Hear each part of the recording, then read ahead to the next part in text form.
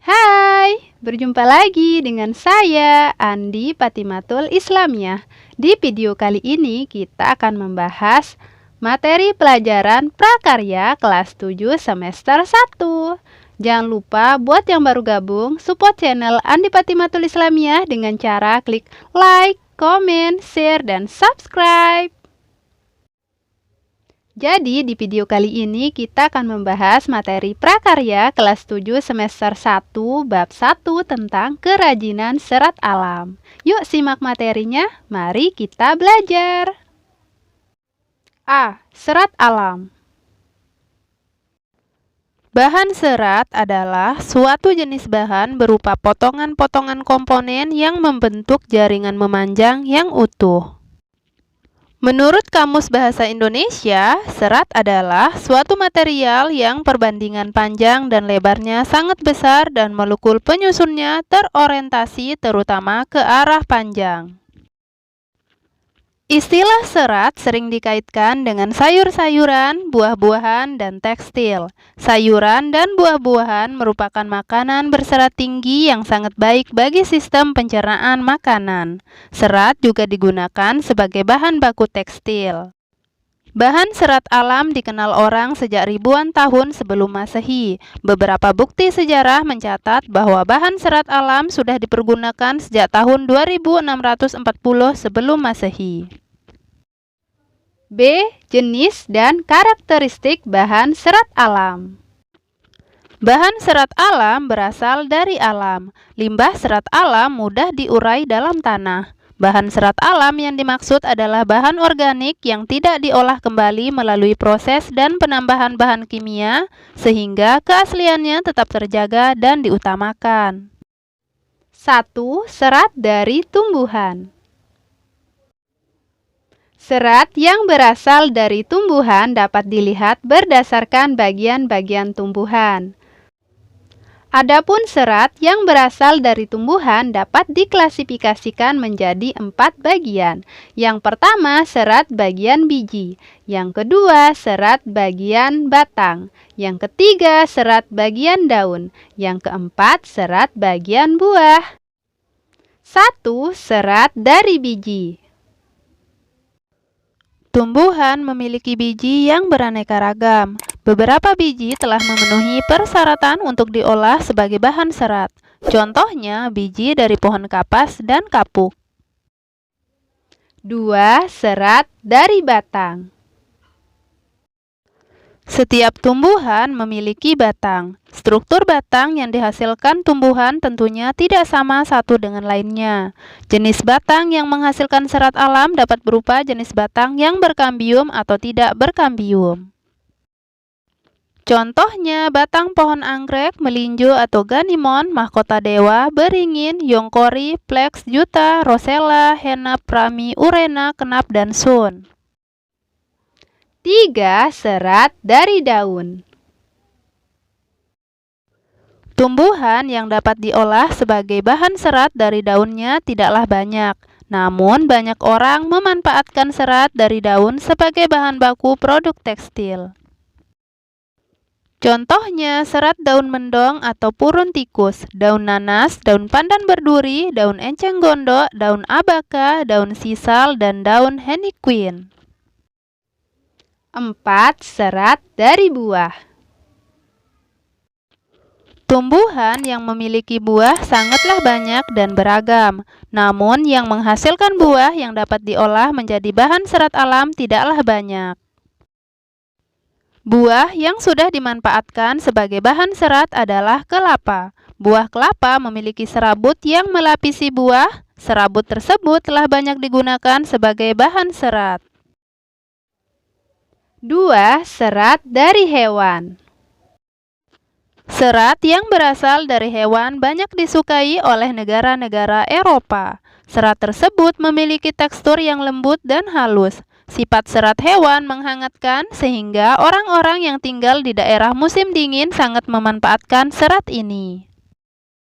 Di bawah ini dijelaskan penggolongannya. A. Serat dari stapel. Stapel merupakan serat yang berbentuk rambut hewan yang disebut dengan wool. Contohnya domba, alpaka, unta, kashmir, mohair, kelinci, dan pikuna. Rambut hewan yang paling banyak digunakan adalah wool dari bulu domba. B. Serat dari filamen. Filamen merupakan serat yang berbentuk jaringan. Contohnya adalah serat yang berasal dari larva ulat sutra yang digunakan untuk membentuk kepompong. Kepompong inilah yang merupakan serat lalu dipintal menjadi benang. C. Pengolahan bahan serat. Pengolahan bahan serat diantaranya yang pertama pemintalan benang. Dari proses pemilihan serat akan dilanjutkan pengolahan kapas menjadi benang yang disebut pemintalan. Yang kedua, penggulungan benang. Benang yang sudah dipintal akan digulung menggunakan alat penggulung benang. Yang ketiga, pencelupan warna. Benang diproses dengan pencelupan untuk memperoleh warna yang kuat. Selanjutnya, benang dikeringkan. Yang keempat, penenunan benang menjadi kain. Penenunan benang menjadi kain setelah kering, benang dapat ditindaklanjuti dengan proses penenunan menjadi kain. Benang yang telah jadi bahan baku dapat digunakan untuk membuat makrame dan tapestri. Sedangkan kain dapat digunakan untuk membuat kain ikat celup. D. Proses produksi bahan serat. Teknik dasar kerajinan tekstil adalah segala cara yang digunakan untuk membentuk atau mengolah bahan tekstil. Penggunaan teknik dasar ini disesuaikan dengan kerajinan yang akan dibuat. Dengan demikian, penggunaan teknik dasar menjadi tepat sasaran. Teknik-teknik dasar dalam keterampilan kerajinan tekstil yang dapat digunakan untuk memproduksi kerajinan ikat celup, makrame, dan tapestri. Yang pertama, menenun. Teknik menenun dapat digunakan untuk pembuatan produk kerajinan tapestri. Menenun menggunakan alat spanram atau bingkai yang direntangkan benang-benang lungsi sebagai jalur jalannya benang tenunan atau pakan. Yang kedua, menjahit. Menjahit adalah pekerjaan menyambung kain dan bahan-bahan lain yang bisa dilewati jarum jahit dan benang. Menjahit dapat dilakukan dengan tangan atau mesin jahit. Dalam pembuatan kain ikat celup diperlukan teknik menjahit untuk merintang warna. Yang ketiga, mengikat. Mengikat adalah teknik menyatukan dua benang atau lebih membentuk ikatan yang diinginkan. Mengikat dapat pula diartikan menyatukan helaian kain yang satu dengan lainnya menggunakan alat pengikat untuk membentuk pola tertentu. Ikatan ini dapat berupa simpul atau pola warna. E. Produk dan proses kerajinan bahan serat. Dalam pembuatan produk kerajinan, perlu memahami dahulu seperti apa membuat karya yang berkualitas. Maka dalam proses penciptaannya harus mengacu pada persyaratan. Adapun syarat-syarat perancangan benda kerajinan sebagai berikut. Yang pertama, kegunaan atau utility. Yang kedua, kenyamanan atau comfortable. Yang ketiga, keluasan atau flexibility. Yang keempat, keamanan atau safety. Dan yang kelima, keindahan atau aesthetic. Yang pertama, kegunaan atau utility. Benda kerajinan harus mengutamakan nilai praktis, yaitu dapat digunakan sesuai dengan fungsi dan kebutuhan. Contoh, mangkuk untuk wadah sayur. Yang kedua, kenyamanan atau comfortable. Benda kerajinan harus menyenangkan dan memberi kenyamanan bagi pemakainya. Contoh, cangkir didesain ada pegangannya. Yang ketiga, keluasan atau flexibility. Benda kerajinan harus memiliki keserasian antara bentuk dan wujud benda dengan nilai gunanya. Contoh, sepatu sesuai dengan anatomi dan ukuran kaki. Yang keempat, keamanan atau safety. Benda kerajinan tidak boleh membahayakan pemakainya. Contoh, piring dari serat kelapa harus mempertimbangkan komposisi cat pelapis atau pewarna yang dipakai agar tidak berbahaya jika digunakan sebagai wadah makanan. Yang kelima, keindahan atau estetik.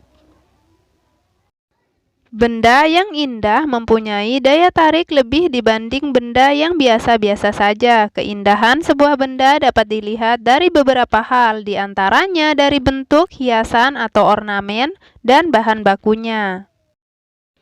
Ada pula serat buatan yang dihasilkan dari berbagai bahan campuran yang juga menghasilkan produk kerajinan yang kreatif seperti kain. Identifikasilah di daerah tempat tinggalmu, adakah serat alam tumbuhan atau hewan serta serat buatan yang ada di daerahmu. Tulislah di buku catatan kalian produk kerajinan apa yang dihasilkan dari ketiga bahan tersebut. A. Produk kerajinan serat tumbuhan. Daun yang digunakan sebagai produk kerajinan disebut dengan serat alam.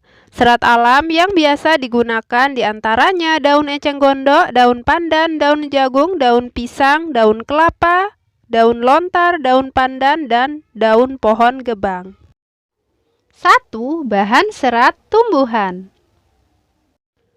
Di bawah ini merupakan bahan serat alam dari tumbuhan yang dapat diolah menjadi produk kerajinan. Pengolahan yang dilakukan cukup sederhana, yaitu dikeringkan secara alami dengan sinar matahari langsung.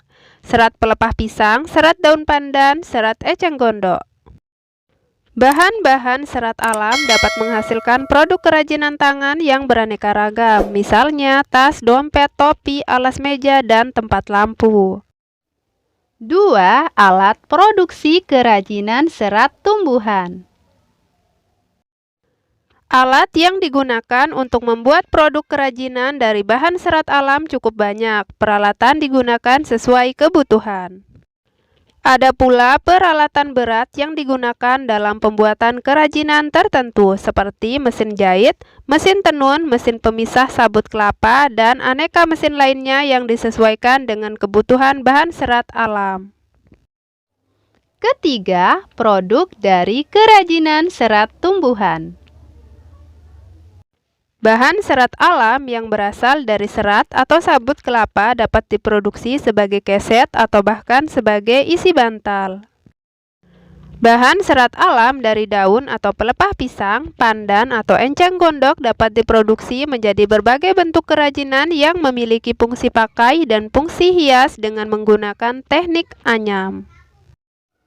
2. Produk kerajinan serat hewan. Serat hewan yang biasa dibuat untuk bahan dasar kerajinan adalah bulu domba, serat ulat sutra, bulu biri-biri, dan kulit hewan. Bulu domba memiliki ketebalan yang cukup untuk dibuat kerajinan fashion seperti syal, baju hangat, kaos kaki, rompi, topi, sepatu, dan tas. Ada pula yang dibuat menjadi sarung bantal kursi dan taplak. A. Bahan serat hewan. Di bawah ini merupakan bahan serat dari hewan yang dapat diolah menjadi produk kerajinan. Pengolahan yang dilakukan cukup sederhana, yaitu dikeringkan secara alami dengan sinar matahari langsung. Serat wol dari bulu domba, serat sutra dari kepompong ulat sutra, serat dari bulu alpaka. B. Alat produksi kerajinan serat hewan. Peralatan yang dapat digunakan untuk mengolah serat hewan diantaranya yaitu yang pertama gunting, yang kedua alat pencukur bulu, yang ketiga baskom, dan yang keempat jarum jahit. C. Produk kerajinan serat hewan. Mesin yang dapat digunakan untuk mengolah serat hewan diantaranya mesin pemintalan dan mesin penggulungan benang hasil pemintalan. Kain sutra sendiri masih dapat diolah kembali menjadi berbagai produk kerajinan lainnya, misalnya batik, kain ikat celup, busana, dan syal. Bahan serat hewan dapat diproduksi menjadi berbagai bentuk kerajinan yang memiliki fungsi pakai dan fungsi hias dengan menggunakan teknik jahit, tenun, dan rajut. E. Kemasan produk kerajinan bahan serat. Dilihat dari fungsinya, kemasan memiliki 4 fungsi utama, yaitu yang pertama, menjual produk, yang kedua, melindungi produk, yang ketiga, memudahkan penggunaan produk, dan yang keempat, memperindah penampilan produk. Oke, kalau ada pertanyaan, jangan lupa tulis di kolom komentar ya. Dan buat yang baru gabung, jangan lupa support channel Andi Patimatul Islamiyah dengan cara klik like, comment, share, dan subscribe. Jadi buat kalian yang baru gabung, jangan lupa kunjungi juga playlist Andi Patimatul Islamiyah karena playlist Andi Patimatul Islamiyah sudah menyediakan materi IPA kelas 7 semester 1 dan semester 2. Semangat belajar ya, sukses terus! Thanks for watching and see you next time!